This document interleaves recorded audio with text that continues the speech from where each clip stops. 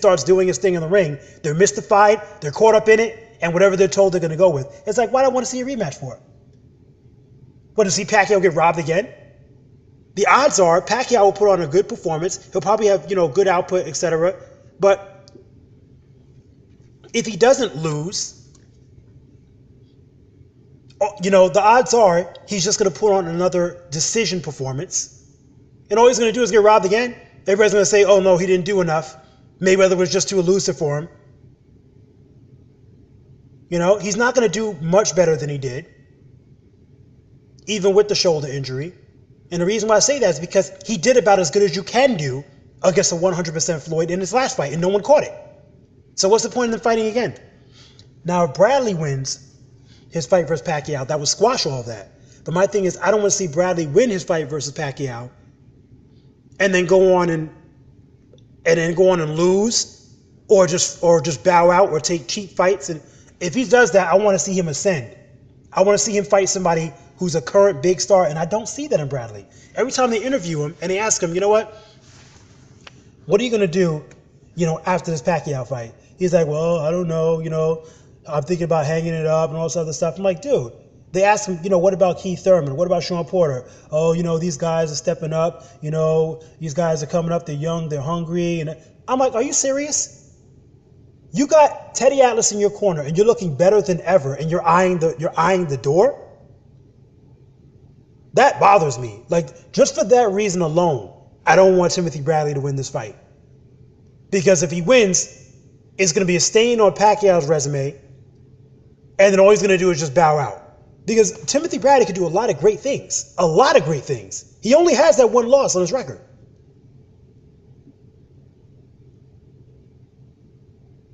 But, I don't know. We'll see what happens. One thing I've noticed about him is that he used to be this all-hearts guy who would take on anybody who was willing to fight Triple G, and his team had to talk him down. And all of a sudden, he's turned into this guy who really doesn't want parts of a lot of people. And I'm like, I don't know how much I like that. And who knows how long Teddy Atlas is willing to stick by him, how many fights he wants. He might just say, you know what, I can't do anymore. I'm done with this. Not because of Timothy, but just because of getting worn out. But who knows?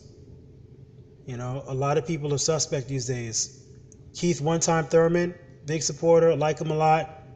And for several reasons, I kind of was rooting for him against Porter. But even though I like Porter. But I don't know. That whole pulling out of the fight, the whole injury stuff, man, I'm really starting to wonder. Everybody is turning into this, this coward stuff, like Conor McGregor talks about, where they're just scared to compete. They find back doors and easy ways out. They don't want anything to happen to them.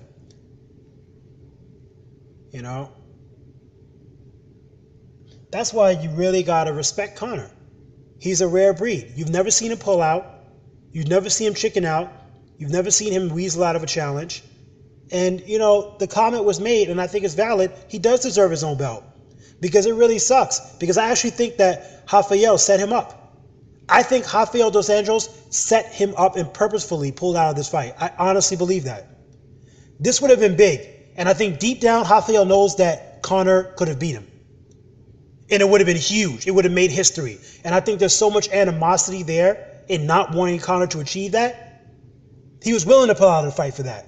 Just like I believe Jose Aldo. I think Jose Aldo pulled out of the fight. The first couple of times. Something is not right with the way these dudes are acting. And my thing is, something that big, man. Something that big. I mean, honestly, I would say to Dana, consider it, man. Consider giving Conor his own belt. Because he shows up and these people keep pulling out of fights. You could have had a historic event. Everybody was on the edge of their seat. Wow, the first two-weight champion in UFC history. You know how big it would have been? And then he was planning to go for the 170 belt after that. And all that is shattered because this guy pulls out. And you know he did it out of fear. Come on, man. That's what, like I said before in an article that I wrote, I say, look, these guys are all Ironmen. Look at the track record. Have you not noticed? All these people that pull out against Conor are Ironmen for like a decade plus. And the minute they go to face him, all of a sudden, they get a freak injury and can't make it to the fight. Come on, man. Read between the lines. If I were Dana, I would have made Make up a name or something and make some type of other interim belt. I know they don't like doing the interim thing. Oh, we don't want to do that to Rafael. Well, what's Rafael doing?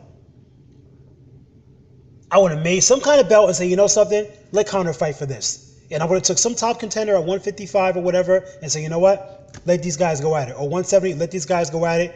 And that'll be a belt right there. You hold that down, and whoever faces Conor next, they get to go at that belt. Create another belt, man. At least in boxing, you got to give them that. It's annoying that they have so many belts, but at least it gives them options. This champion's not available? Well, you got this champion over here. You got this belt. You got a Ring Magazine belt. At least you have options. Because this whole pulling out thing is annoying. That would have been big. That was going to be huge. And Rafael messed it up. So, I don't know.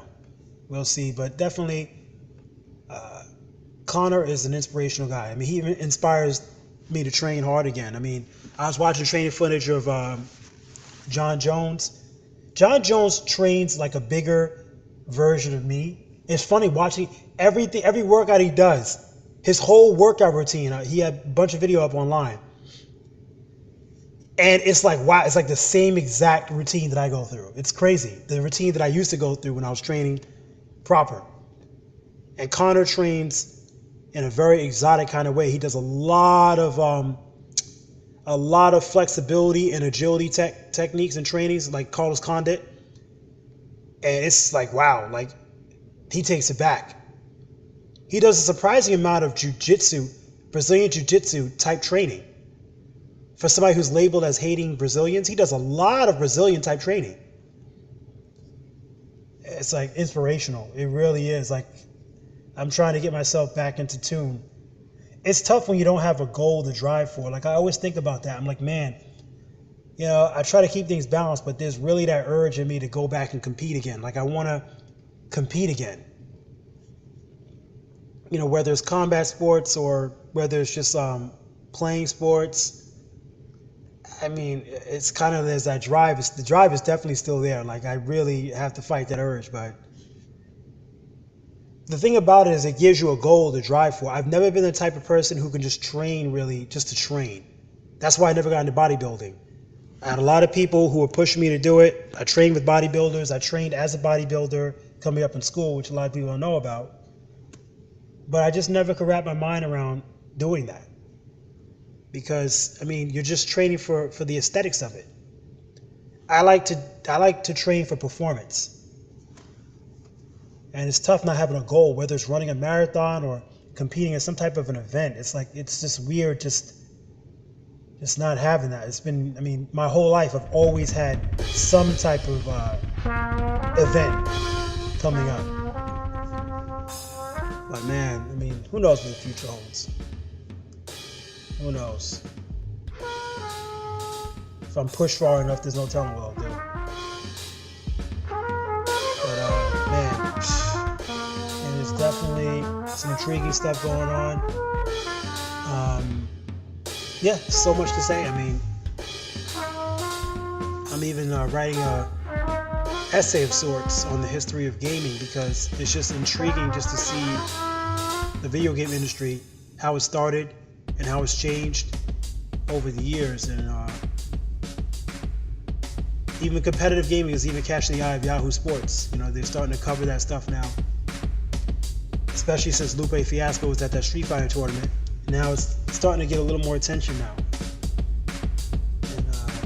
Love for the city, wow. I was born between cages. Anyway, weighing on my mind. Unless the tragedy is you've been listening to the Jokatech Podcast. It's a lot between the pages of promise. How much is untold? I'm trapped in a bubble to expose. I feel my life is ablaze and on looking for the ember that selects the nation. The rage is hard to revolve and unravel like a black hole. If I could write the world a letter, the paper would explode. Where do I begin? Where is freedom hidden? And my product of admiration and hatred because I'm driven through a tunnel driven to the heart of that like a praying and be strong. Tears coming to my eyes, a soldier rising to his feet. Audience captivated. Check out my technique.